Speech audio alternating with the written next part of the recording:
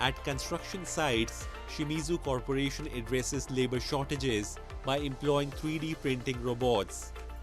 These robots translate digital design data into architectural structures, including walls and piles outside the frame, traditionally crafted by human carpenters. Shimizu Corporation pioneers the use of 3D printing robots to construct exterior frames and mortar piles. Additionally, they have engineered a specialized mortar, tougher than conventional concrete, tailored for use with these robots.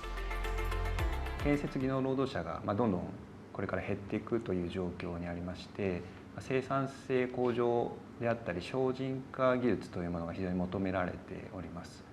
この 3D プリンティング技術は非常に自動化して構造物を作れるというところにメリットがあります。型枠をなく構造体を作れますので、非常に自由な形を作ることができるというところで、衣装の自由度が上がるというところもメリットとしては期待できると思っております。Shimizu Corporation is proactively tackling the scarcity of human labor by investing in research and development of alternative methods. Through its commitment to steady growth, as reflected in its company policy, Shimizu is fostering a stable environment conducive to innovation and adaptation.